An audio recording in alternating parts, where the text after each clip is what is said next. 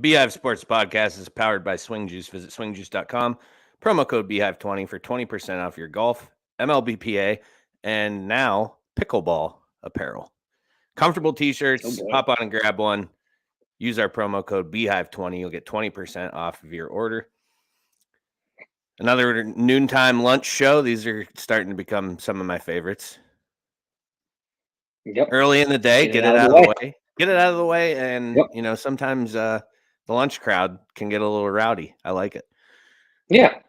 Today's show, local shout outs, as usual. Buzz and Buzz Kill. We're going to go NFL headlines and going into week 17 instead of, I think we're kind of beyond the point of reality overreaction, right? It's hard to overreact. It's just reality now. Yeah, it is. Yeah, exactly. At this point in the season, yeah. So I got about 6 or 7 headlines there that we're going to bring up and discuss. We'll talk about YouTube getting the NFL ticket, and then we're going to do our top 3 sports moments of 2022. So that'll be all in the buzz. Sketty on the soft NFL. In the things that sting, we have 2 follow-ups, and looks like 5 news stories to talk about. And then, of course, in My Hive, we'll be doing our 3-bagger review and our picks heading into week 17. Let's go.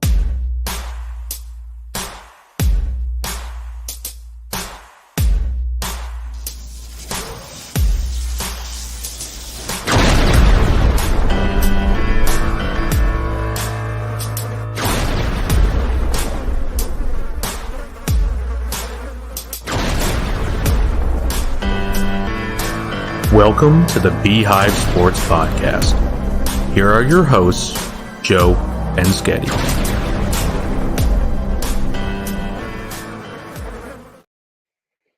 The Buzz is brought to you by Busch Light. Attention hunters, your favorite camo cans are back. Get it wherever you purchase your adult beverages. Please drink responsibly. And Napoli's Pizza, that's right. When there's football season on TBSP, there is Napoli's weekly specials, pickup or delivery available, located in North Warren.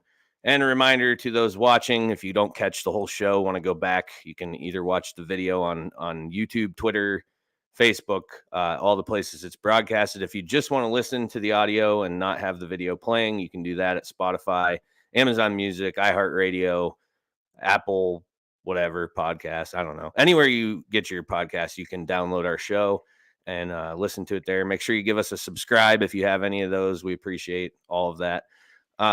Speaking of Andy's comment right off the bat, he doesn't like the noontime shows, too early to see Sketty's ugly mug. That's our cue to remind you, if you think Sketty's ugly, give us an angry reaction to this video. Otherwise, if you're in here, still just give us a like, love, or angry if you think Sketty's ugly.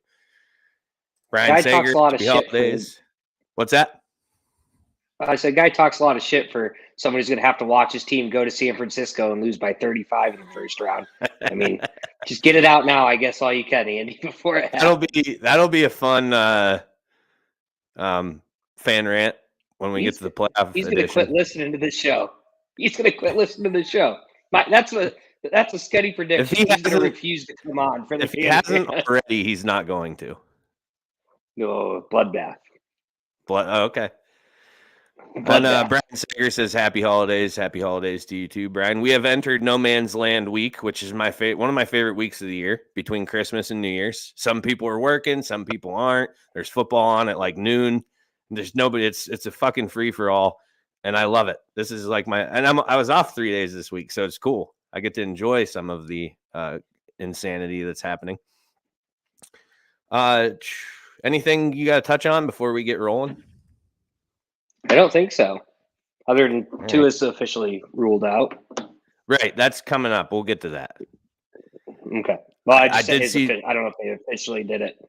Yeah, they officially ruled him out. Teddy Bridgewater's starting. Okay, so that's actually topic number 1 when we get to NFL. Okay. All right, let's get rolling. Local shout outs. So this is one that we're kind of overdue on it, but I was wait until we didn't have a ton to bring into local shout outs because I wanted to spend a moment on this one. The Queen of the Mountain tournament. Did you see this? No. Okay, so the Queen of the Mountain tournament is Pennsylvania's largest girls wrestling tournament. Over 300 wrestlers. I can't remember where it said it was. It was at some high school, and of course, I didn't put that in my notes. Not near here. But 5 Warren County girls went and competed at this. 3 of them took gold. 1 of them took silver, and the other one did not place, but it was her first time competing. So I wanted to give a shout out to Warren's Katie Siemens and Jenna Kofazi, who both got a gold medal and they won their weight classes. And Sheffield's Kaylin Connolly also won her weight class. So then, and then Casey Kofazi won the silver. So I think they're sisters, Jenna and Casey, but one wins gold, one wins silver. Maddie Dyken, first time competing. So according to the article at Your Daily Local, it said that she gained a ton of experience, did well, but didn't place, but that's okay. Experience is what you need. And I can't imagine they get a whole ton of it. However, they're wrestling from the Warren County Girls United Wrestling Team. I didn't even know that existed. No, you're telling me now. Had no idea. Right. So I thought, that's why I thought it was important to get that out there. That's cool that's a thing. Also didn't know they did this huge ass tournament, which is, pretty cool in itself. But the fact that 4 out of 5 Warren County wrestlers placed and 3 of them won the entire thing on a five girl team. That's all that's on it. 5 girls. And they went down there and cleaned house. So that's pretty badass. So just wanted to recognize them a little bit, and maybe that's something, we'll see if they do more. If they do more of that, I'd be interested to see how they do. Just keep cleaning house everywhere they go. It might be worthy of some interview time and hear more about that whole thing. Ike Girls Hoops, freshman Clara Steinberg, stud. I don't know. I haven't seen anything. What the hell are you tell doing? Me? What do you mean? Well, I've been drunk for 2 days for Christmas, and I worked the last 2 days off. So yeah, I've seen nothing. Okay, fair. I'll give you the benefit of the doubt there. Anyways, she scored 34 points in a 60-12 win over Jamestown. That's pretty good. That's pretty good. Yeah. I also just like the final score, 60-12. No mercy. Yeah. Just get better, Jamestown. Sheffield Hoops. This is pretty cool too, and this is our boy Cope coaching the Sheffield boys. Yep. They were shut out in the first quarter, 12-0 by Smethport. Got down in the second, 20-4, but finished the half on a 19-4 run to take the lead, or to be down 1. Yeah, so they're down 1, and then they came back and won 45-36. So that's like a little bit of facing adversity and not giving a fuck, just going out and winning the game. Getting shut out in the first quarter would probably be a little demoralizing to some, right? I would think so, yeah. Yeah, well, Cope said... I would assume. Cope didn't want none of it and said, let's, we can still do this. And they did. So that's a shout-out worthy. Dragon swimming. Hugh Harrison breaks a Warren area high school record in the 50-meter freestyle with a time of 24:30. Honestly, I mean, I know nothing about swimming. I don't either, but I was going to bring this one up. I feel like it was more than one record that kids broke. I feel like it happened and then happened again, but I could be just... Well, the one that he broke was from 2016, and it was somebody else's. So he didn't break his own record. Okay, so I thought I saw it was he did it again, or maybe it was just the article was covering that he had already broke the record. I'm not sure, but it seems like kids having a good year. Yeah, and I can find out more about that because Michelle at work, Katie's on the swim team, so she's the one who sent me that actually. So I wanted to get that out there. That's all I got for local shout outs. So do you have anything you want to add? Nope. All right. Nope. What are you buzzing on? Been in my own little world. What's got you buzzing besides 2 straight days of drunk at Christmas? Oh, I don't know if that was buzzing. I was buzzed for that. I don't know if I'm buzzing about it because hangover was bad. Playoffs are here, man. Like we're knocking the door down. I'm excited. I'm pumped. I'm ready to go. Eager to see how this whole thing shakes out. Feel good about the Niners' chances. So I'm just, I'm looking forward to it. See this water bottle? Yeah. Fiji. Mm-hmm. It's got Patrick on it. I don't know. It's got like a just flower. Just a flower. Okay. But anyways, the reason I'm interrupting you to show you that is because so I play hoops Mondays, and I just grab a drink at Sheets before I head into the little church at North Warren that we play at. And I just grabbed this at Sheets because I was like, well, I need water. And I brought it home, and Devin just was like relentlessly making fun of me, calling me a bougie douche for drinking Fiji water. I mean, it is a little bougie. It is North Warren water right here. That's North Warren tap straight water? Out of the tap. Nice. Mm-hmm. Yeah, I mean, that's drinkable a rich too, kid water. It is. It's square. Yeah, look at it. It's a square bottle. It's a nice bottle. You'll be drinking box water next week. Save the environment.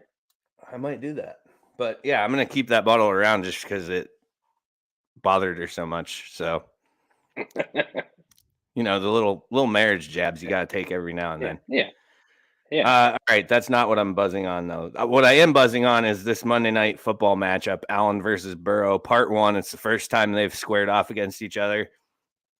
I mean, it's deservedly so of the hype. It's two of the hottest teams in the AFC right now. It's just going to be fun to watch. I'm really, really looking forward to Monday. Like, it needs to get here. Yeah, I think I told you. Excited for it. Disappointed that what's the Collins and what's the defensive end from the Bengals? Is it Hendrickson? Yeah, I mean, just disappointed they're banged up, not going to be in there for the game, so we're not getting a full strength Bengals at Bills matchup. Von Miller's out. Micah Hyde's out. What's that? Von Miller's out. Micah Hyde's out. You aren't getting the full Bills either. Yeah, but I'm saying they've been out. This is like these guys got hurt this week. I want to see what we have this week. Shit happens. Yeah, well, I'm not making excuse. I'm just saying the guys just got hurt. It sounds like if the Bills win, you already have your excuse lined up. No, you're not getting them at full strength right now. It sounds like those guys will be. But Von Miller's done. Micah Hyde's not coming back this year. I didn't see the extent of the Collins or Hendrickson injuries. Well, if they're done for the year, then it doesn't matter. Collins must be done for the year because Andrew Whitworth came out today and said, I will come out of retirement and play for the Bengals. No kidding. Yeah, go ahead. After he told the Rams no. He's like 65 years old. I don't give a shit if he goes out there or not. Well, judging by what the Bengals line looked like early in the season, he can't be worse than what they're going to throw in. They can't be worse than what they're throwing in. Like, again, as someone who's watched the Niners go through this every year, it just sucks to see, especially when you're right on the doorstep, to start losing guys like that. It happens, part of the game, but it's just like, just get them out of the way early so everybody's kind of in the flow come playoff time. You don't like seeing big losses like that. What's killing your buzz? The NFL playoffs are here, which means football's over soon, and then it just sucks. It just is terrible. We're in the final days, so while I'm pumped about it, also deeply saddened that means that things are coming to an end for the season. Yeah, you're right about that. Two full slates left is all until and then playoffs are here. So good call. Yeah, that is a sad and dark time in my life as well. What's killing my buzz this week is Yankees owner Hal Steinbrenner says Mets owner Steve Cohen's massive spending spree this offseason, quote, should be looked at. Pot calling kettle black, maybe just a little. That is the most fucking ridiculous thing I've ever heard come out of any front office in my life, possibly. If Nutting wanted to say that, okay. If whoever owns Tampa wants to say that, cool. Cleveland, Orioles, whoever. But the guy who buys players yearly, no, you do not get to say that. Yep. You do not get to say that, Hal. So have a seat. Let Steve do what he's going to do. The Mets will choke in the playoffs anyways. It's not like any of that matters. And not to mention, the Correa thing, I guess, hasn't even been set in stone because they're, again, worried about some surgery he had on his leg. Yep. So he may be signing like his third contract in a month. Maybe one of them will stick. I don't know. But all right, moving on. So this is what we actually were just kind of got into here at the beginning. Tua officially diagnosed with a concussion and officially ruled out for Sunday. So that which I mean to anybody. Well, second official one, but anybody with eyes, that's his third concussion in what, 2.5 months? I mean, I'm trying to think when the first one. First one was against the Bills. When was the first? Yeah, but so what week was that though? Week 3. That was week. Okay, so it was not as far. I thought it was closer to the middle of the season than that. But no, I think you are right because then they went and played the Bengals. Yep. Pats, Jets, they have left. Tua's out against the Pats. So I would suspect some line movement there. I think it was at 2.5. Yep. Is what me and you both have it locked in at because we both picked that game this week. So that's probably actually I'm gonna pull that up right now because I want to see if that's moved already since he's been officially ruled out, or if they took it down. Nope, well, moved a 0.5 point. It's at -3. Yeah. I mean, Teddy wasn't terrible for him this year, but the Patriots kind of stink. Yeah, fucking stink mode for a while. So, but yeah, I mean that's playoff chances on the line here. Bad time for that to happen. But bigger picture though. What do they do with Tua at this point?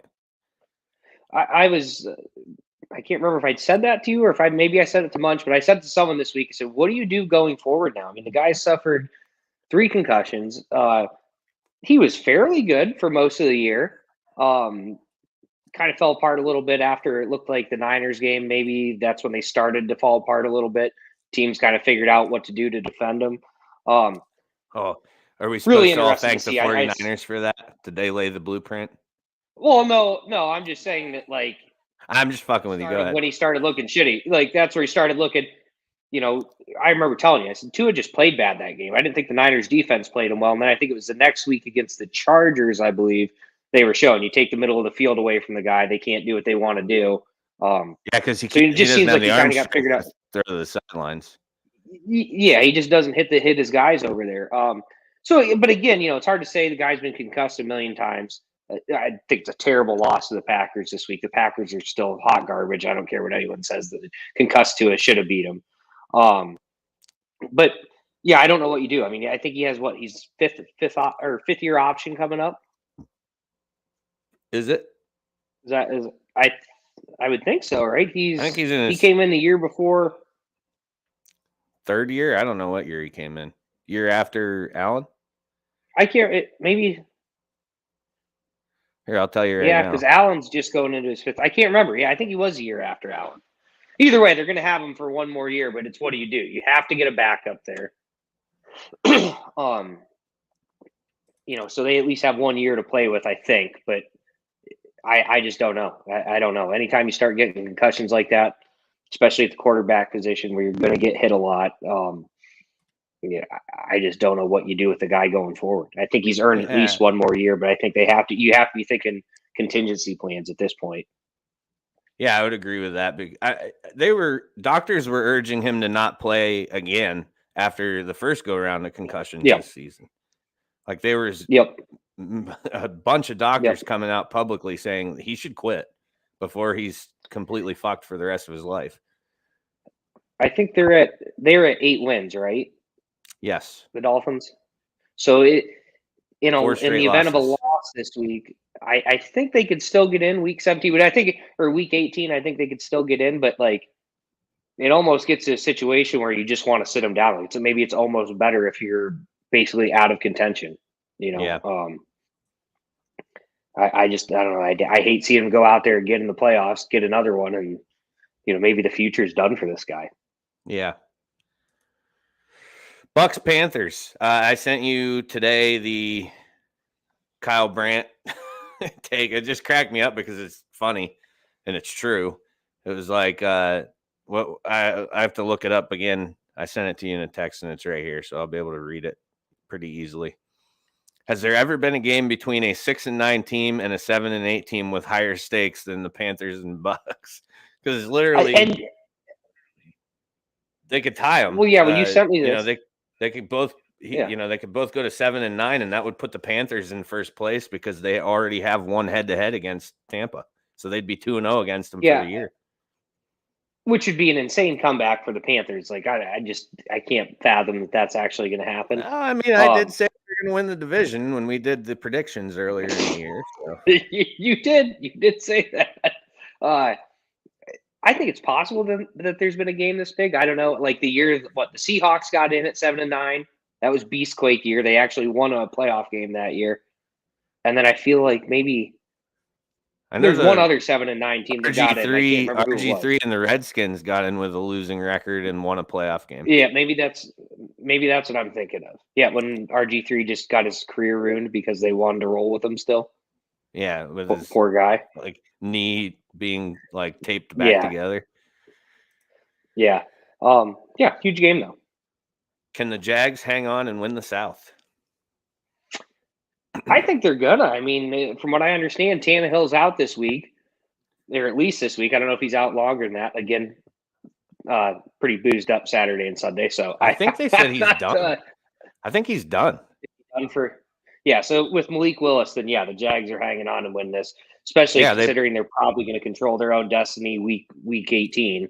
Week against 18, the Titans, So they got the Texans this week, Willis and the Titans versus the Cowboys. So that could put the nail in them pretty quick. And then the Jags play the Texans in week 18.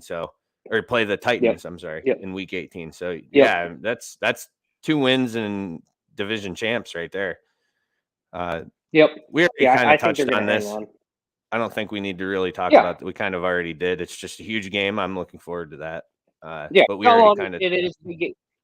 Like I said, regardless of the injuries, I just wish they were healthy so that we could see the team that's been hot. Now we're not seeing the team that's been hot. We're seeing whatever the Bengals are going to throw together in a week. But it's a huge game. Bengals win. Are the Bengals win? They're kind of like on the path to the 1 seed, correct? Or are they still a game behind the Chiefs? They need a Chiefs loss. They would need a Chiefs loss. They need a Chiefs loss. Yep. Yeah, but if they they would then tie off the Bills and have the head-to-head. And then right now, so the Bills would go from. They'd go to the Bills seed. could go from potentially getting a bye. Then that's just a huge. Now you're talking about playing the Chargers right now. I think currently as it sits. I'd have to look, but they clinched. I know. I mean, you're not. I think the Chargers are in. I'm not sure what the Ravens have to do. The Ravens have 10 wins. The 7 seed's going to be bad. Wow. The Ravens are fucking hot garbage too. Yeah. Oh, that's true. Yeah. The Ravens are hot garbage, and I don't like the Chargers are one team that every year, and I've done it too. You think this team has a ton of talent? They've never won 10 games with Justin Herbert there. The 9 wins is their best season, which they have 2 chances. They could get to 11 wins this year. I just don't like. I don't know. The Chargers are, as long as Brandon Staley's the coach, I don't think they're a real threat. Say. Here, you're gonna love this one. Yeah. Packers trying to make a run. Yeah. I mean, mathematically, they're still in it, but I just don't think. I mean, you need a lot of help. You got to win out, and you need help. They need one. They actually only need one. Besides winning out, they need one scenario, and that's Washington to lose one of their next 2 games, which they just named Carson Wentz the starter. So that's probably going to happen. Yep. Yeah, that's possible. I don't think Minnesota's going to let them in. I really think Minnesota's going to take it to them here and just say, "Nah, we're going to play. We're going to do what you've done to us so many seasons, and that's wreck your lives right now." Again, just don't think the Packers are a great team. I hope to God that.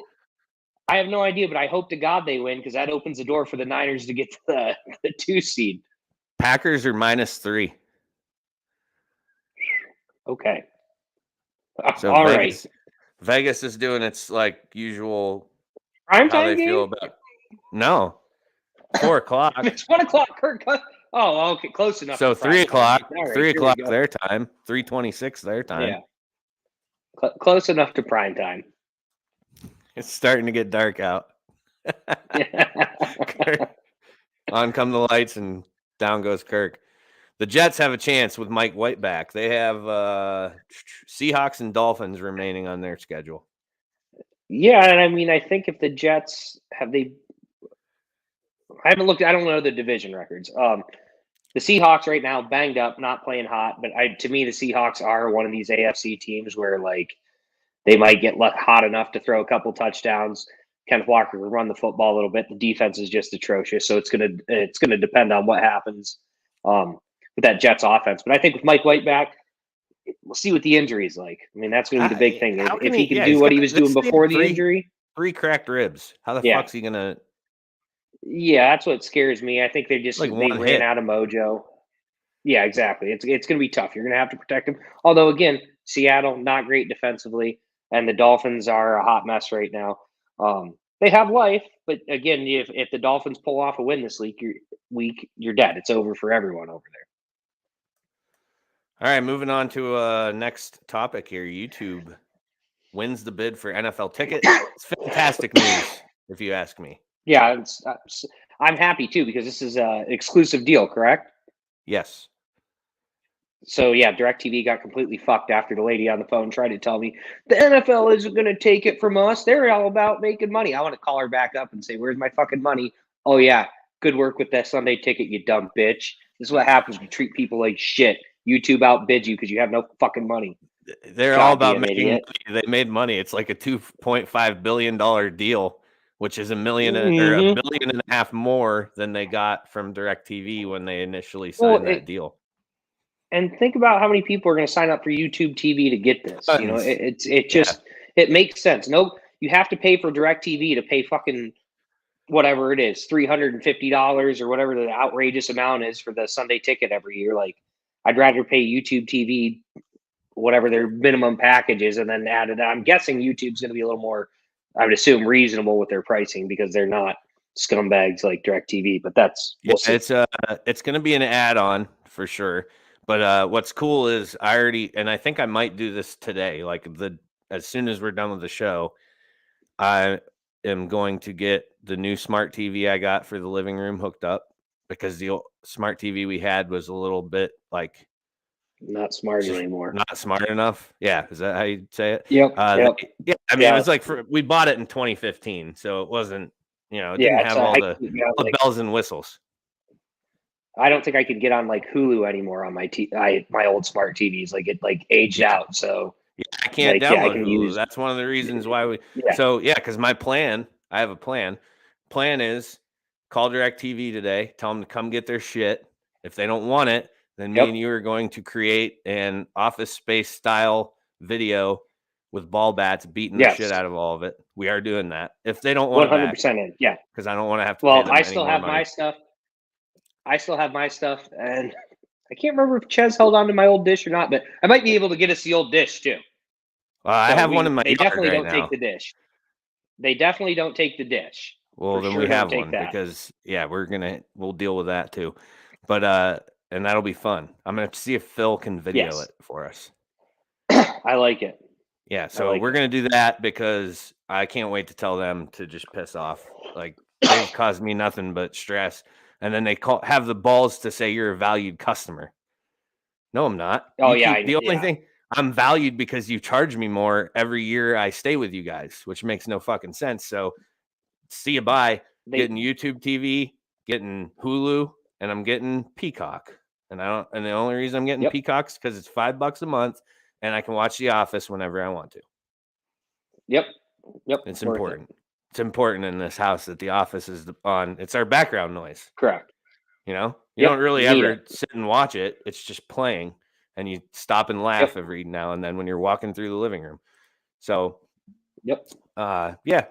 Andy says NFL should make their own app and allow fans to buy in. Then you don't have to get YouTube TV. I believe the NHL does.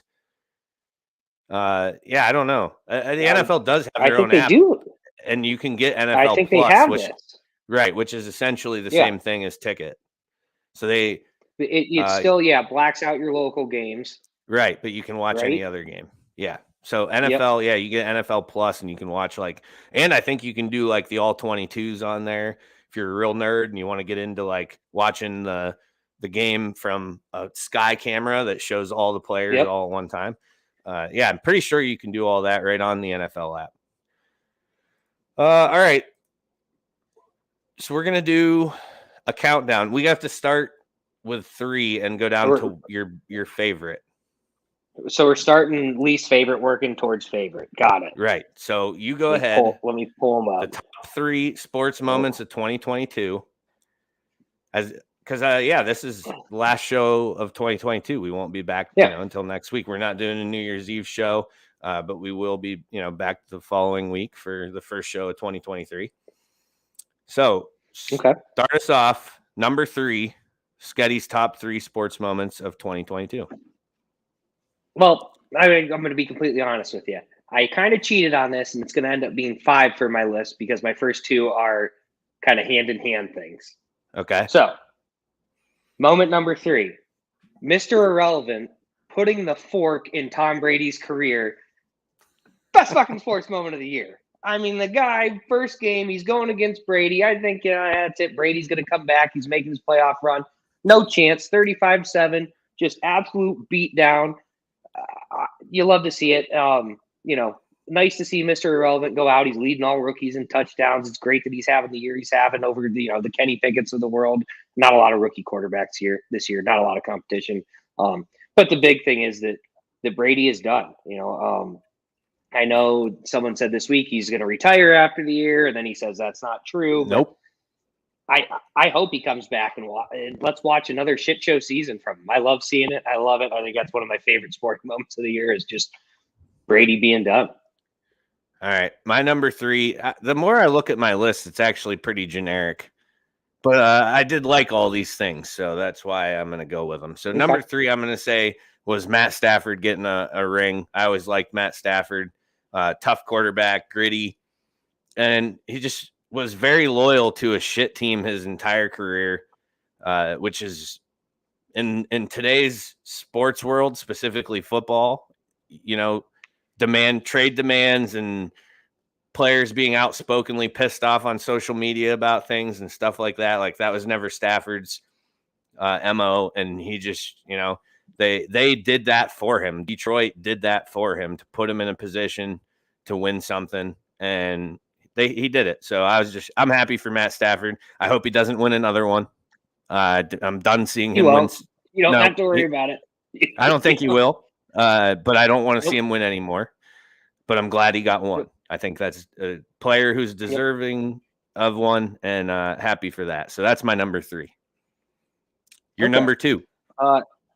Number 2, again, this is another one of the slashes, but the 2 major comebacks in golf majors this year, JT coming from 7 shots back in the PGA, and which I like that one because I'm a JT guy. Love it. That one was cool, fun to watch. The better one to me, Cam Smith, 4 shots back on Sunday at the British Open. Rory has already been anointed. He's going to win the thing by $1 million. Dude makes 5 straight birdies, shoots 30 on the back. Rory can't make a fucking putt to save his life, and his whole story is ruined. Love to see Cam Smith get that win at St. Andrews. It was awesome. Like I said, I just love it. Hate Rory. Love watching him lose. Happy to see Cam Smith get one. It was good. I like that a lot. Yeah, one that, since we're on the topic of golf, that didn't make my list, but it was borderline. The only reason it didn't, you'll hear about here in a second, as it'll be obvious why I chose number 2 the way I did. But the emergence of Live Golf was close to making my list too, just because it's forcing the hand of the PGA. It's already forced them to make changes, despite what their loyal following will say. They'll say, no, they already had those plans in place and blah, blah, blah. Well, it doesn't fucking seem like they did. And they just keep finding piles of money laying around to up purses and then add events and this kind of thing. And it's just, so that was close. But my number 2 is Steph Curry getting his 4th ring, tying the self-proclaimed king, LeBron, at 4 championships. He passed LeBron. Did he? LeBron has a Mickey Mouse ring that doesn't count. Oh, okay. LeBron has 3 real correct. Rings. Yeah. If we count the bubble. He has 3. He has 3 real rings. The Dodgers. And a Mickey Mouse ring. If you count the Dodgers championship, then he has 4. So yeah, you're correct. He did pass him, which I think that's awesome because I don't remember a player in a big name player in Jordan's era who had more rings than him. Do you? Because it didn't happen. Nope, Correct. didn't happen. So 6 for 6, right? Yeah. So LeBron can keep making the finals, and everybody can ride him about that. But he's only been successful there 3 times, 4 if you count the stupid ass bubble tournament they did. That was the equivalent of the Dodgers winning a 60-game season in the World Series. That's it. That's it for number 2. That's why it was my obvious choice, because anytime you can make fun of LeBron, which is pretty easy to do, you do it. You just do it. You got to do it. Yep. Number 1. Number 1 for me, Tiger Woods at the Masters, first round 71. Now, we all know he fell apart after that, but watching this guy come back after the career-ending injury that everyone thought he had, walks the course, manages to shoot 1 under. I mean, it was the coolest thing since watching him win in 2019. Like, it was just fun to see him out there being able to move, swing the club. Like, it's just something you didn't think you would see again, and we got to see it. And it easily, for me, the best moment of 2022. He should be allowed to use a cart. Agreed. Yep. They should just do that. We already know. He's done enough for the sport. Let's just go to the next. Yeah. We already know what your one is. Let's just go on. Oh, what do you think it is? What do you think it is? The Astros winning the World Series. World Series champs. You were probably close to being able to make fun of the Yankees again. Was probably right there. I'm surprised that was number 2 for you. That should have been in my top. My year of not making fun of the Yankees expired, and I was allowed to just. Now I'm back to normal, which was nice. Probably the last time I make a bet like that too. Honestly, yeah. And that wasn't even a bet. That was a bet with myself. That was stupid, but I did it. I did it. Man of my word. I did it. And now I can make fun of them freely. Astros win the World Series. That's the best sports moment of 2022.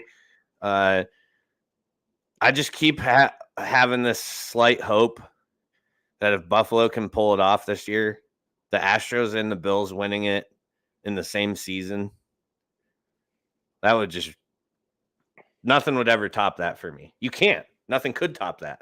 Right? It'd be pretty hard. Yeah.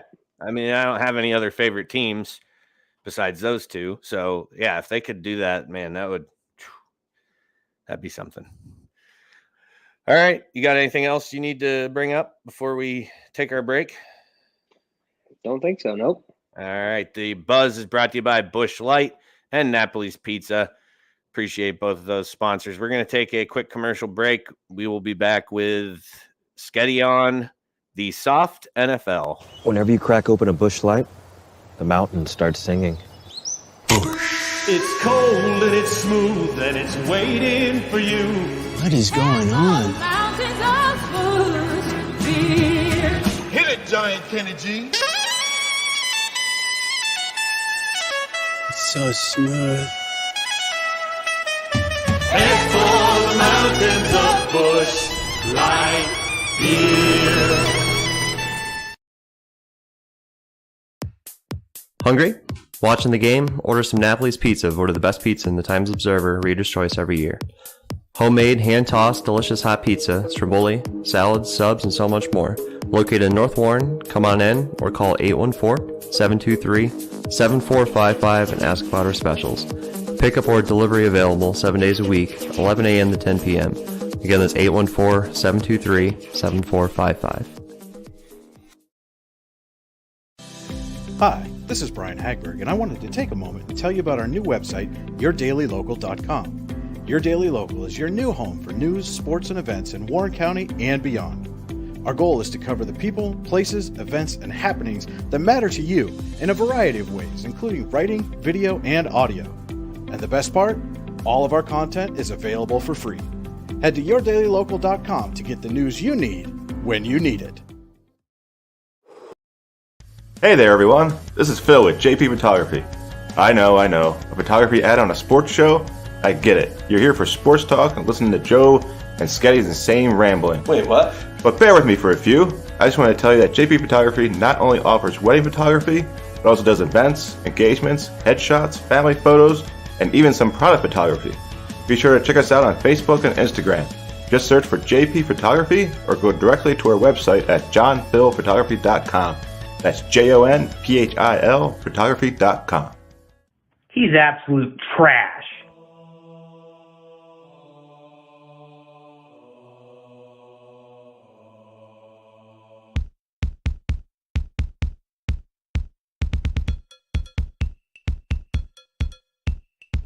Sketty on. Let's have a listen to what Sketty's on this week. 0% chance that works. This week's Sketty On is brought to you by Complete Roofing Systems. The best the business has to offer, matched with the best prices. For your free estimate, find them at crsroofingteam.com or call them at 716-640-4609. And just for the record, they did get my roof done last week. 2 days they did the whole thing. Phenomenal job. Yard cleaned right up. Can't recommend them enough. Great work they did.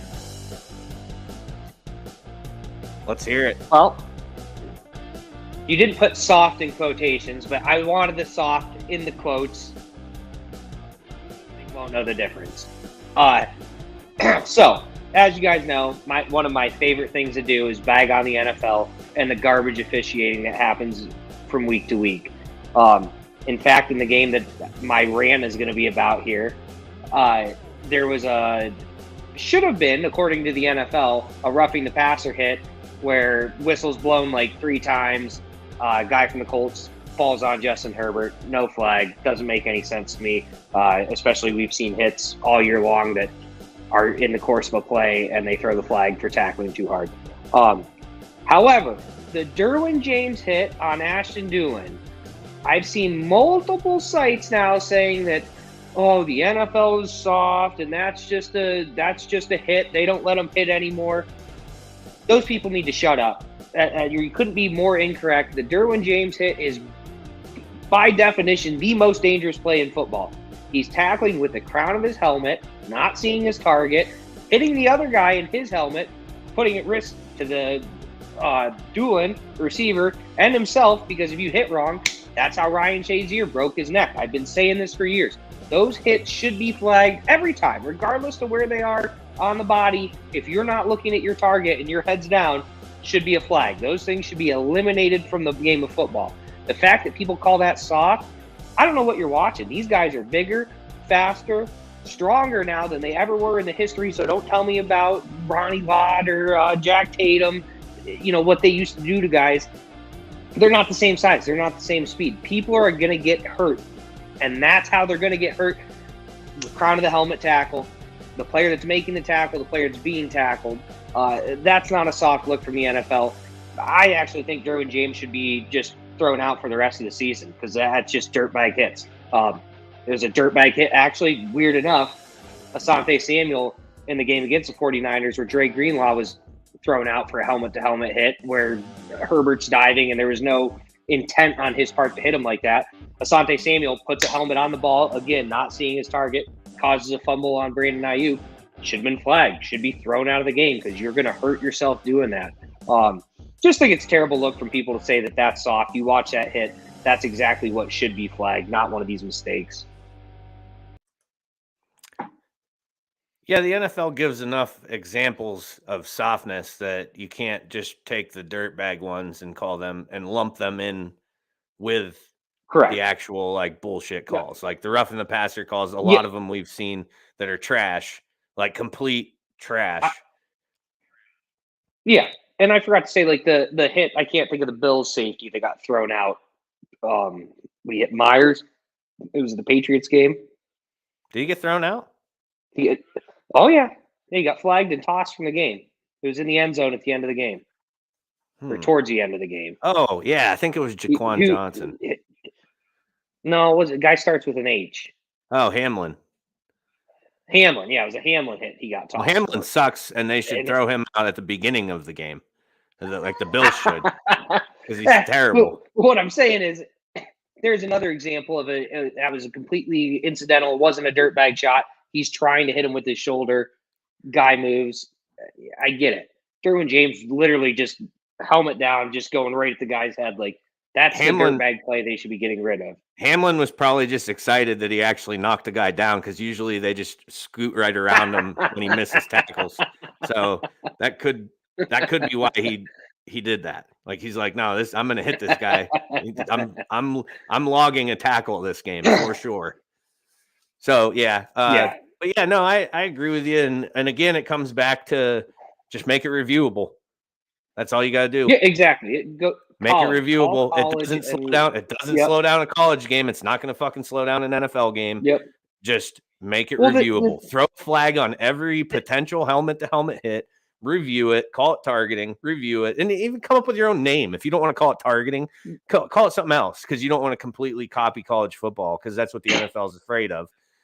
Just review it. The officials meet anyway. And I actually kind of do think the NFL does review it because if I understood in the Chargers 49ers game, they were saying that New York made the call. Like they called down to the refs and said, no, you have to throw Dre Greenlaw out of there, which again, I don't know what the fuck review they were looking at that they thought that he intentionally tried to hit the guy in the head. Right. And it must be a case by case basis, not something that they do for every call, because how many have we seen where they call helmet to helmet and the flag is thrown and it sticks and the replay shows them hitting a shoulder pad or whatever, like it's not what they said it is.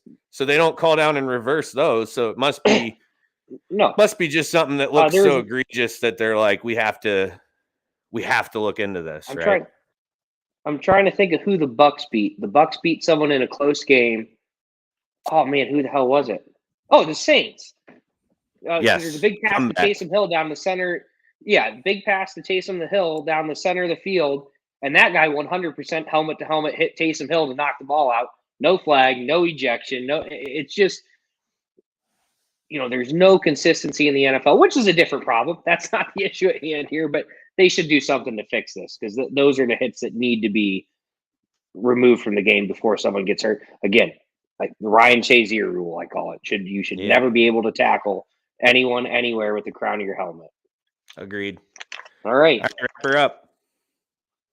Sketty On is brought to you by Complete Roofing Systems. The best the business has to offer, matched with the best prices. For your free estimate, find them at crsroofingteam.com or call them at 716-640-4609. We'll be back with the things that sting.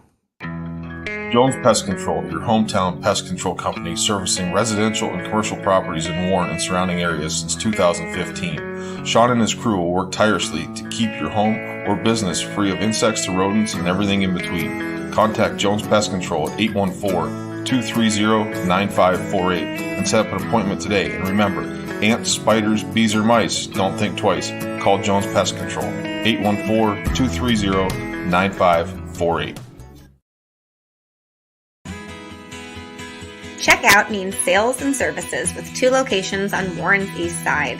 Their garage at 800 Lexington Avenue not only services cars sold by Means, but has knowledgeable staff and modern state-of-the-art equipment waiting to serve their hometown of Warren.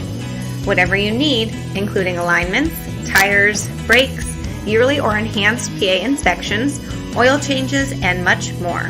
Make your appointment today at 814-723-7191, extension 2.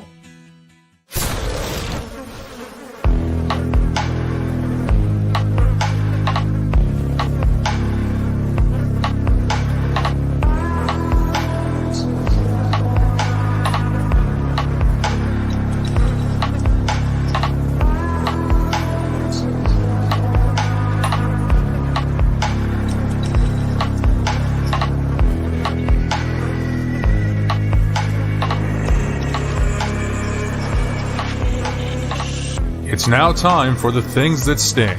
The worst stories in sports, according to Joe. Things that sting is powered by Jones Pest Control. Ants, spiders, bees, or mice, don't think twice. Call Jones Pest Control at 814-230-9548. That's 814-230-9548. All right. A couple follow-ups. Let's go with some music again. I like when we get the tunes going. Let's see. Yeah, little dance pop. See how it sounds. Can't be worse than that one. I deleted that one. What was the one we played the one day? It was, remember that? It's trash. I remember it being bad, but I don't remember what it was. I don't either. I deleted it. It's a preloaded bullshit. Yeah. Like a little music for things to sting. So we're following up. First story, Trevor Bauer reinstated. Arbitrator reduces suspension from 324 games to 194 games. So he's immediately eligible. Last pitched June 28th, 2021. So right when we said the MLB has it right, and, given the circumstances of his case, an arbitrator says, eat shit, and it's cut down to 194. Still a lengthy suspension. I mean, I'll give him. I thought, I'm not remembering all the details, but I thought we kind of decided that like they were a little overboard with this. They were. Well, they kind of were because it wasn't kind of cleared. It was all unfounded. Yeah, I mean, I think he's still going through a civil piece on it, but I don't know where that all stands. But yeah, I mean, it was. But the fact, I think the thing that we both agreed we liked about it was that they just said, "Don't fuck around. Like, don't put yourself in a position for this kind of shit to happen." Yep. And there you have it. So that's where that's at.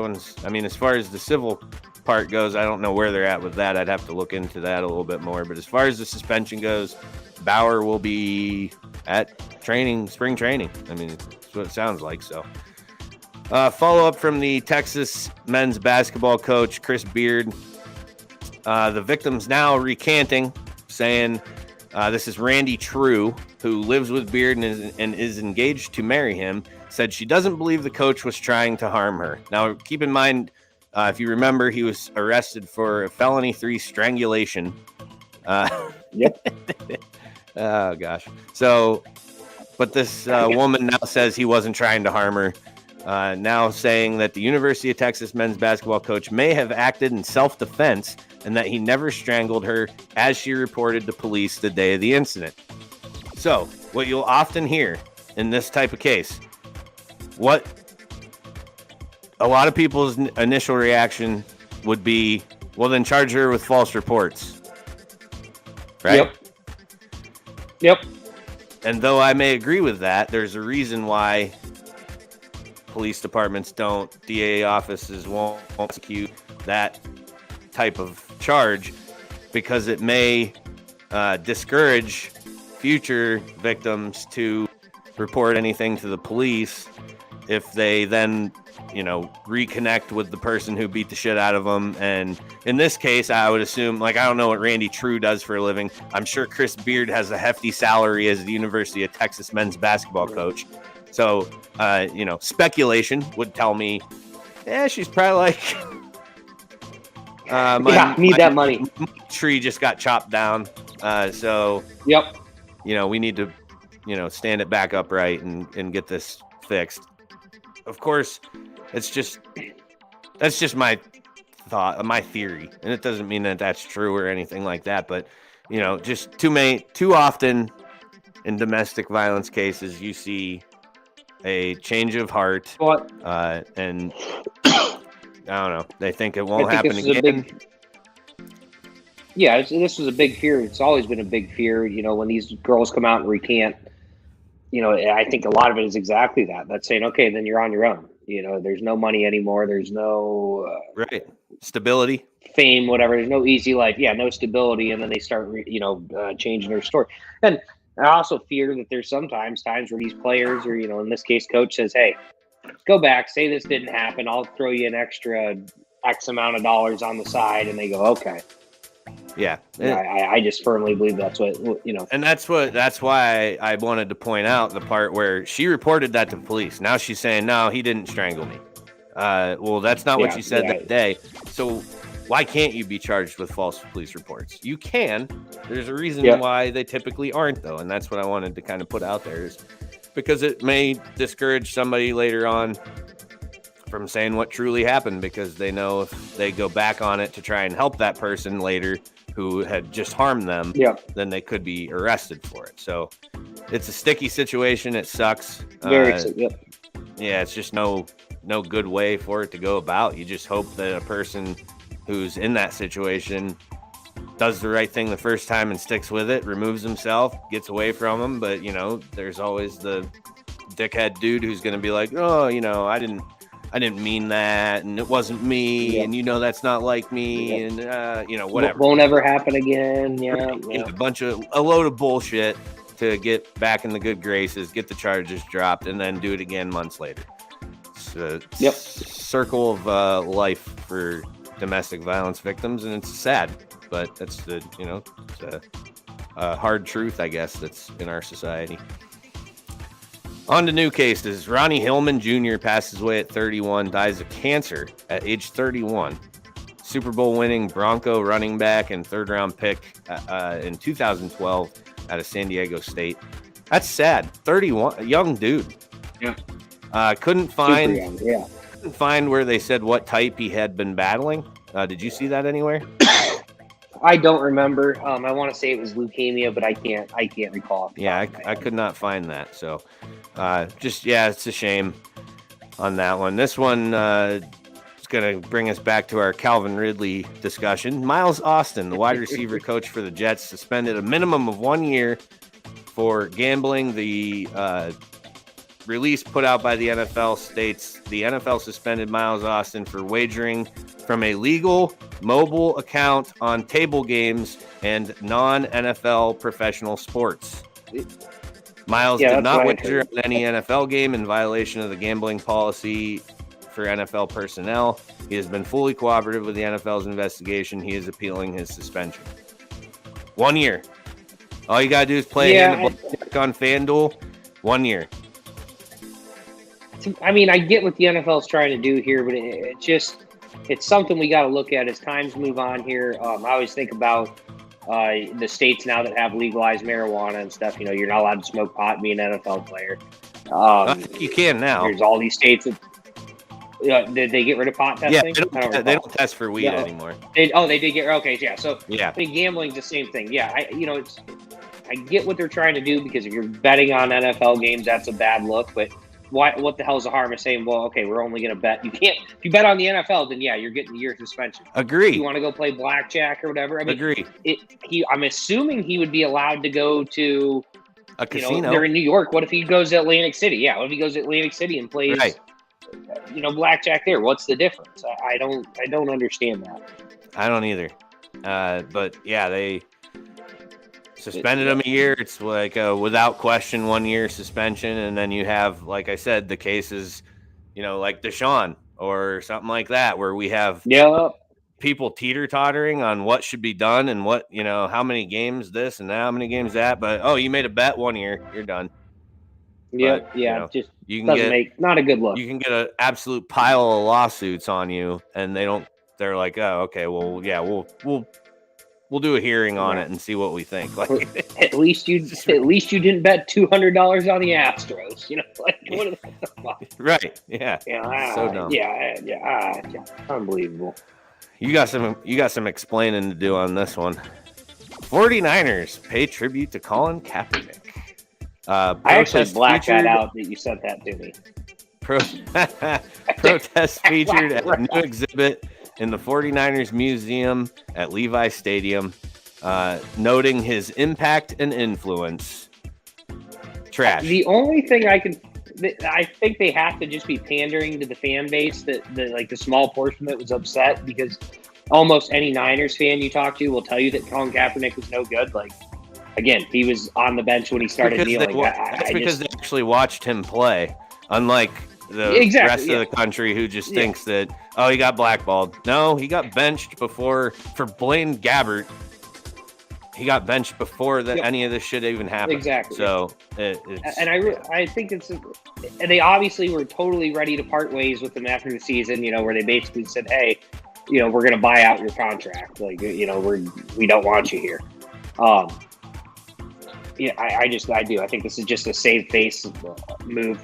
Way too late. Like, Kaepernick's not even relevant anymore. I don't know what the hell they were doing. They're even memorializing this for in a museum, but whatever. I guess they're just pander to somebody else. Who cares? California. Yep. Yeah. Exactly. Yep. Another death. We have Stephen Bonner, the UFC Hall of Famer, dies at 45 years old. Presumed heart complications. Did you know this man at all? Anything about him? Anything like that?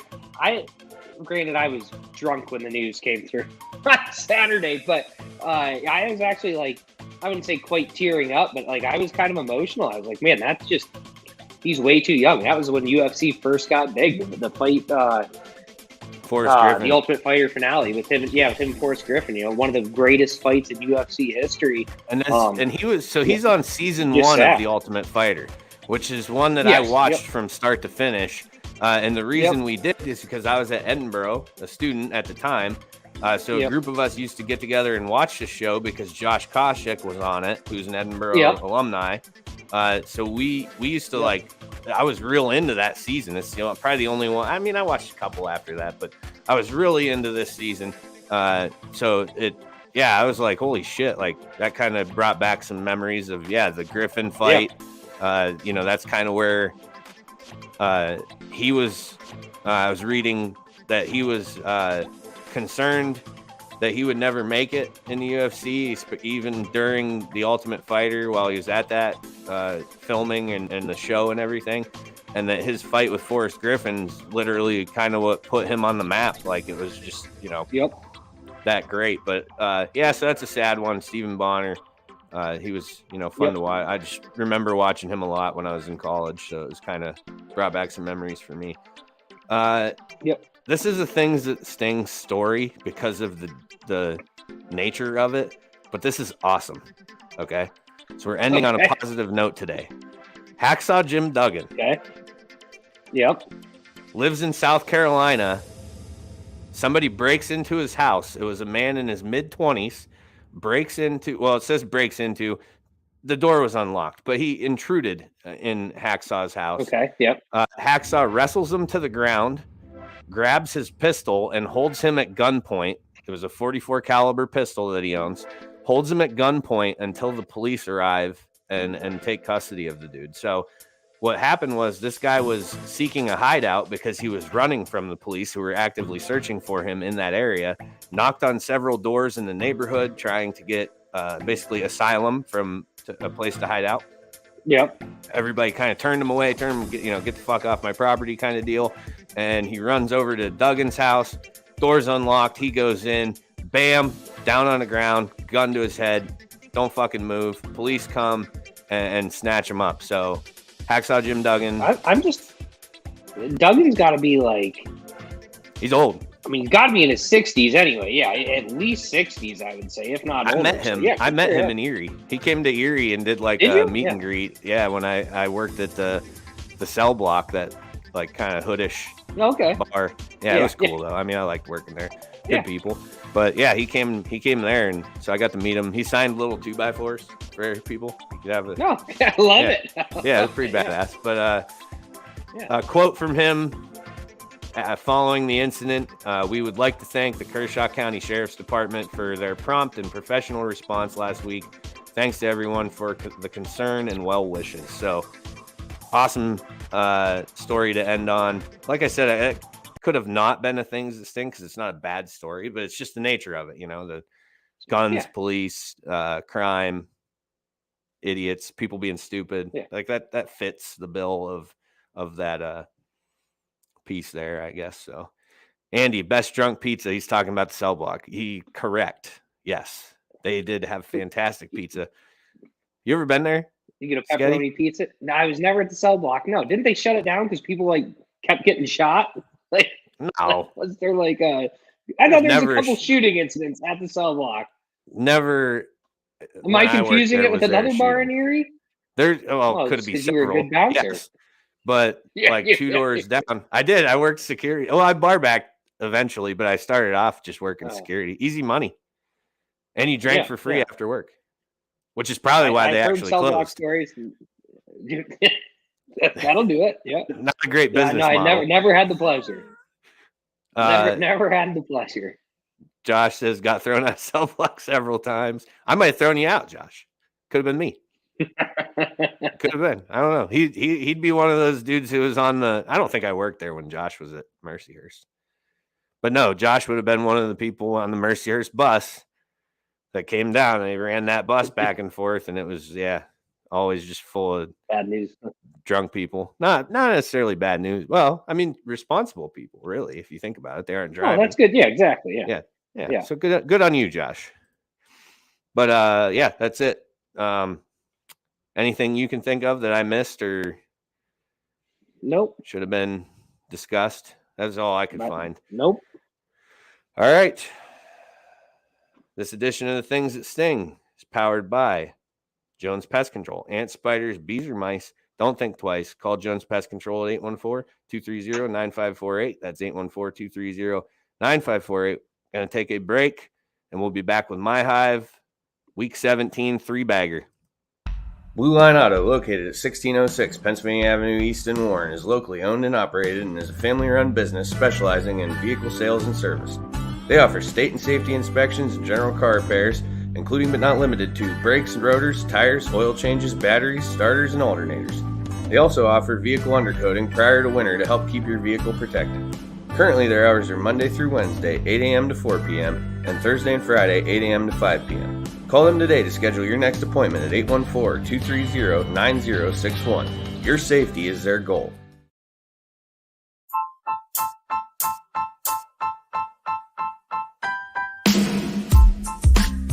Hi, this is Ryan Klein, the host of the new pop culture podcast, Me, Myself, and Rye. You can find me on Spotify, iTunes, Apple Podcasts, Google Podcasts, and several other platforms. Special guests, breakaway shows, bonus episodes, cold beers, and a whole lot more. So what are you guys and gals waiting for? Subscribe now to the Me, Myself, and Rye podcast on Spotify or wherever it is that you get your shows and start listening today.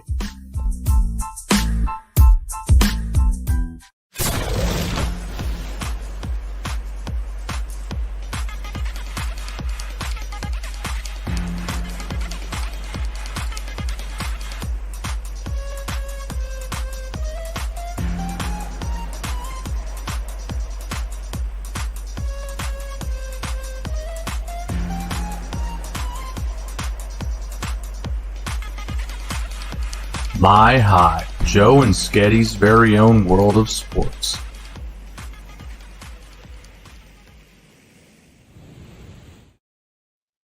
My Hive is presented by Blue Line Auto. For all your automotive needs, call Blue Line Auto at 814-230-9061 or stop in at 1606 Pennsylvania Avenue East in Warren. Three-bagger. Got to do a little review here. Oh, wait, hold on. We might have some... Got a couple good cell block stories rolling in. Apparently, there's only one person at a time allowed on the mechanical bull. Well, your big ass, yeah. I think two would probably max out its abilities to do anything. And we got Cowboy tuning in. Happy holidays from the Me, Myself, and Ride podcast. Got thrown out of cell block on wing night for wearing a coat with a hood that everyone else had on one too. Oh, well, went to rack with Burr. Yeah, the dress code there was weird. Like, I don't think you could wear jerseys, like team jerseys. And there's a place, actually, Devin and I were at Coconut Joe's, RIP. It's gone now. But we were at Coconut Joe's 2 summers ago. Yeah, because last summer would have been Asher. The summer before that, I think it was around her birthday weekend. And I had on a basketball jersey, because that's like my summer garb. You know, that's what I rock in the summertime. And they made me put a t-shirt on over it. So they gave me a t-shirt to put on over top of it, because I don't know. Any place that's like within probably 100 miles of here that tells you need to have a certain dress code to go in, like if it's not a golf course, go fuck yourself, buddy. I'm sorry. You're telling me I can't wear a fucking jersey to Coconut Joe's? Sounds like a super high quality fucking place.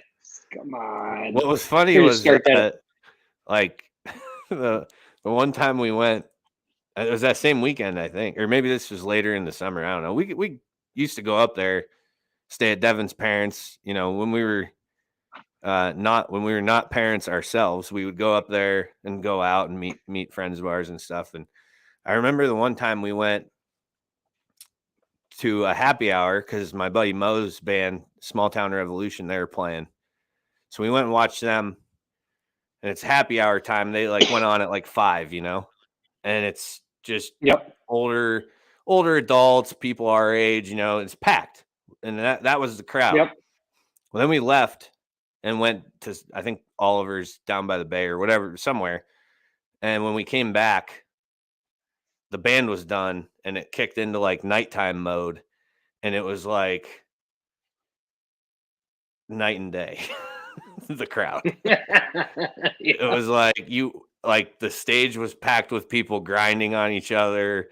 It was really just weird because we'd been drinking, so like you experience it at 7 p.m. one way, and then you come back at like 8:30 or 9, and it was just completely different. It was like everybody left, and then a whole new crowd came in. Like they just like it was different shifts. Like they clocked out, these people clocked in, next shift started, and it was fucking crazy. I'm old and I don't do a lot of fun stuff anymore. But like I've heard that what's the place in Bemis? EBC in Bemis is like that. Like it's just like a real chill, casual, and then late at night, nice drinky place. Gets wild. It says like 8 or 9 o'clock. It's just like techno dance. Yeah, that's what it was like. I'm like, I had no idea. Yeah, I had no idea, but I've heard that. It was like when I went and watched Blink 182 and Lil Wayne at the same concert. Okay, yeah, that's a combo. Yeah, because I did go see that show, Darien Lake, and it was awesome, but it was just weird. Yeah, well, yeah. Right. Yeah, because you went from Lil Wayne to then Blink 182, and that's kind of like what I felt like at Coconut Joe's that day. Like we went to Blink 182, and then we came back, and it was Lil Wayne. You came back and they said you can wear your jersey now. You're good. No, he still couldn't wear a jersey. You're in. Still can't wear a jersey. Sons of bitches. No, rules still apply. Rules is rules. So yeah, there was. Oh, gee. All right, let's get into the 3-bagger. That's why we're here. We could talk about going out in Erie all day long. We could have a separate show for that, separate podcast. We could. All right. So 3-bagger review. Let's see. Last week's picks. Sketty turns in another losing week. Shouldn't have bet the Bears. I'd win what? What I win? One game, right? I had definitely won. I don't remember who I bet on. I know I lost the Bears game. No, you did have a winning week. That's what I was thinking. I thought I did pretty good. The Bears. The Eagles, didn't they? Oh, I'm sorry. Yeah, because I got rid of. You had the Eagles. Oh no, you lost that game. You had the Eagles. Got rid of that pick. You did? No, you must have switched it because remember we switched it when Hurts was out. Did you switch it to? Do you remember? I don't know. Hell if I remember. I'm gonna Son of a look bitch. up the text right now. I was going to say I thought I did okay. I knew I lost the Bears game. Yeah, you definitely lost the Bears game because that was a stupid pick, and you should have never made it. I thought for a hot minute, I thought they were going to do it. I said, holy shit, they're going to cover. I'm finding it. I'm close. Seahawks plus 9.5, still lost. Man, son of a bitch. Yep. Yeah, you switched it once they ruled Minshew starting. Yep. Okay, all right. You scrapped Eagles plus 1.5, and you went with Seahawks plus 9.5. And they did not cover. So you still went 1 and 2. I couldn't even tell you what the score of that game was. I think they lost by like 14 or somewhere in that ballpark. I don't know. I was doing it up pretty good. 24-10 sounds right to me for some reason. Okay. Yeah, I'll buy that. 24-10. Chiefs win. Yeah. So okay, perfect. So 1 and 2. You're winning ways. You're still over 500 though. You're at 25 and 23 somehow on that. You chose incorrectly on your Bang Bang Niner Gang lock of the decade, but you're doing that intentionally because you feel like there's some sort of superstition happening with that right now, which is why you chose the Raiders plus 6. Don't fucking say it out loud. Because once you say it out loud, it's not going to work anymore. Well, I'm tired of you losing when we call it a lock of the week. It's not really losing, Joe. It is losing. Winning. Your record is 7 and 8. That's a losing record. You could just Just literally like be my riding fantasy the season. I Niners was right like now, and you'd probably be like, what, 10, I think 11, I was like and you'd probably be I was 11 like and 7 4. or 2 or 7 and 3 when I started doing this. Once Purdy Yeah. came in, Dolphins week, just started picking against them. Yeah, We're gonna yeah, ride you it did. till it loses. So 7 and 8. Let's see. We'll go to Andy's "Don't Pick Me" NFL games. He goes 3 and 0. So Andy's career picking games, he was 0 and 6. We said we need to keep getting picks from him just to see how long he keeps losing. Well, this was the week that he turned it all the way around and wins all 3. He had the Jags, Texans, and Niners all covering. So that brings us to, let's see, do I have his? Yes, I do. Okay. Oh, my picks last week, 2 and 1. So I had my first losing week in a while was last week or the week before. And then this past weekend, 2 and 1. I had the Chargers, Packers as my wins. Took the Lions -3, and they got absolutely destroyed by Sam Darnold somehow. Yeah. So that puts me at 29, 17, and 2 for the season. And that brings us to our week 17 picks, which we have. Hold on. There we go. We share 2 this week, and I was too lazy to go back and find other ones to change them. So we're just going to roll with it. All right.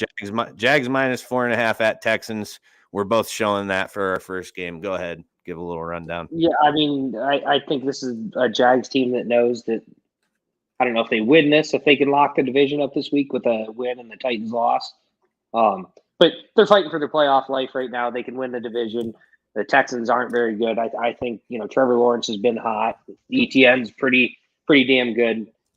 Texans can't stop anybody running the football. I think Jags are just going to run away with this. Yeah, I agree with you. And the main reason I feel that way, because the Jaguars as a team, as in the roster, does not have a lot of experience being in this situation. However, their head coach certainly does. And I think this game comes down to coaching, and you have Peterson versus Lovie Smith. Lovie Smith, as much as I like that dude, I really do like Lovie Smith, but he's just not a good NFL coach. I'd be utterly shocked if he was there after this season. Yeah, it's and that sucks. I mean, it was cool. He went, I think it was Illinois, and he kind of did some good things there as a college coach, but NFL, he just can't seem to get it right. Now, granted, his roster's terrible, and he was the Bears coach before, and the Bears they're the Bears. They just haven't been good for quite some time. And he took them to a Super Bowl. Did Lovie coach them for that? I thought it was Lovie that was the coach when they went to the Super Bowl. Yeah. Which was pretty impressive considering you had Rex Grossman and Kyle Orton, I think, played most of that season.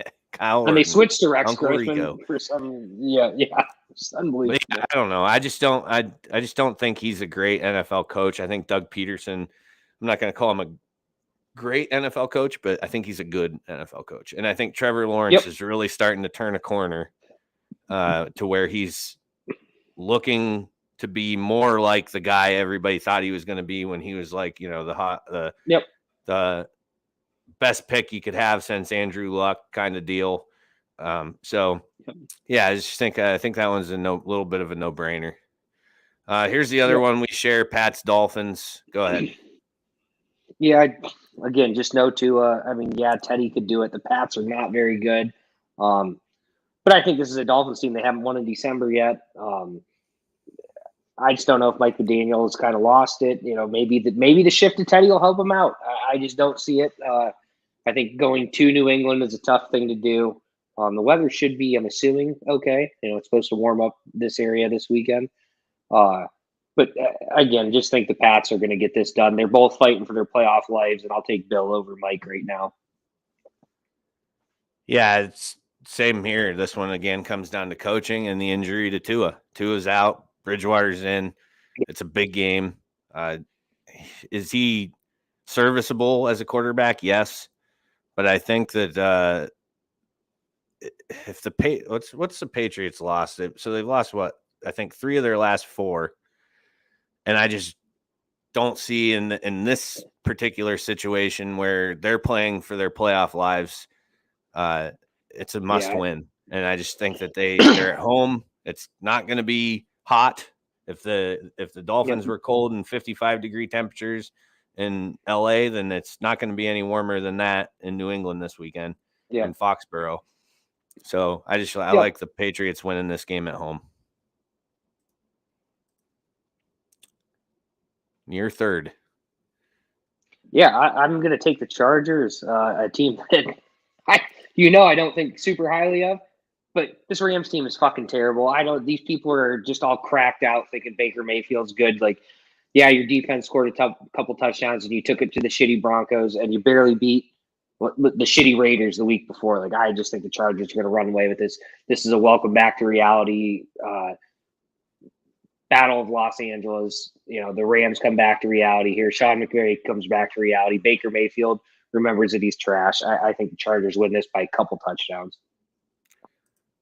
My last one, Broncos plus 13.5 at Kansas City.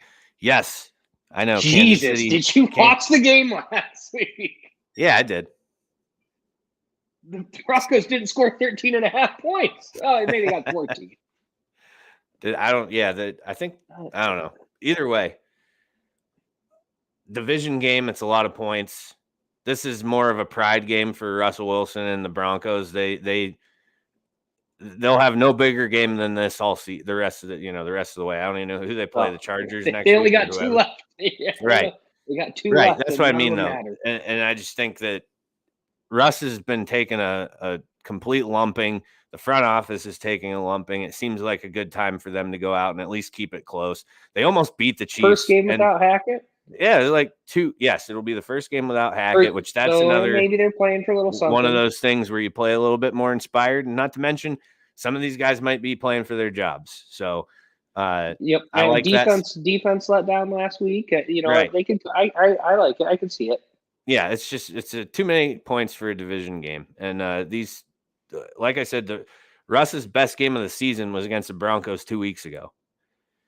Yep. Where had he not got sent into concussion protocol, they may have won that game because he was playing that good that day against Kansas City, and then Mark Rippon came in. Mark Rippon? That's the dad or uncle. Yeah, I can't think. Yeah, I can't think what the heck his Brett name is. Brett Rippon. Yeah, I like it. I'll go with that. I called him Mark. Great. That guy hasn't thrown a football since he beat the Bills in the Super Bowl, probably, and when I was like 9. Couldn't do much worse than Russ at this point, I would think. Yeah, but anyways, I like the spot. It's a lot of points, division game, so that's where I'm going with that one. Sketty's Bang Bang Niner Gang lock of the week. Raiders plus 6. Now let me sell you on how this is going to happen, Joe. Okay, can't wait. Not happy after that loss last week. Devontae Adams, one of the best receivers in the NFL. Niners secondary is not very good. It could be a long day. Brock Purdy has to face some adversity at some point in time. Maybe this is the week. He has a little bit of an off game. The Niners win a close one. Maybe they even lose a close one to the Raiders. It's on the road. Purdy has to show some sort of he's human at some point in time. I think this is a good spot. Letdown game. You just won a big game. The playoffs are locked up. You're overlooking the Raiders. I like them here. Okay, let me sell you on why he's lying to all of you. No, I did not. I'm putting it out there because we're going to see if it holds true or not. Sketty has been putting his pick against the Raiders ever since they started a win streak. The Niners. And now the Niners. Sorry. And the only reason he's doing that is because he believes if he changes it and actually goes with the Niners, then they will end up losing. So keep that in mind when you're I can't imagine anybody listens to this pick ever anyways. We just kind of put it out there because it's fun. It was super hot at the start of the year. I'm telling you, I think it was like 7-2 or 7-3. Then the Dolphins game, true. I just started picking against them, and they've won. They beat the spread every week since. All right, here's Andy had a 6-game losing streak. Now he's got a 3-game winning streak, so I had to have him throw me 3 more picks. So Andy's maybe bet him, maybe don't bet him. Picks of the week. Browns plus 1.5, which I actually really like that one. With Wentz starting? Yeah, 100%. With Carson Wentz starting. Yeah. Give me Yeah. Give me that. Yeah, the Commanders won't have a shot with Carson Wentz as their quarterback. And I like that. I think that's good. Plus, Deshaun's kicking rust each week. I still am not saying he's going to end up being what he once was, but he's kicking rust. He's looking a little bit better each week. It's seems like a good time for him to get a dub. Cowboys and Titans plus 10.5. Malik Willis, heavy run. If it wasn't Malik Willis, I would like it. Oh, if it wasn't Malik Willis, it wouldn't be 10.5. Yeah. Yeah. Nope. That's just a fact. Andy's last pick, 49ers -6 at the Raiders. So I also he's riding the boys. Yeah. Well, I mean, he picked up a win on it last week going against you, your lock of the week. So he might be on to something. All right. That's it for the picks. So we'll get those posted Sunday. They play Sunday this week, right? Yeah, everything's Sunday. I think, yeah. Yeah, New Year's Day. Is that New Year's Day? I think there's a few games. I think there's a few games Saturday. Yep. Yeah, I don't believe so. I think it's all because it's college. It's college Saturday, and then all college the NFL big Sundays. games. Big games I know we Saturday. talked about Playoff games are Saturday. Yep, you're right. Yep. So the NFL did not do any Saturday games, which makes sense because what are you going to do? Put a team in prime time going up against Georgia and Ohio State at 8:00? Yep. Wouldn't Is be there a great game tomorrow night? What's that? Thursday night done. I know they. Yes, there is a Thursday night game this week. Yep, actually, this is the last Dallas Thursday. and Tennessee. Okay, and this is the last Thursday night game then. Yeah, yep. They don't I have think one they the do last one week next of the week. year. No Monday game, just all Sunday, week 18, I believe. Geez, week 18 right now. It's showing everything at 1:00. Well, they do that flex schedule, I believe. That's wild. I think every they game flex, on the schedule is showing games. 1:00 right now. That's nuts. Yeah, I think what they do is they flex some to 4, and then one of them goes to 8:00. All right.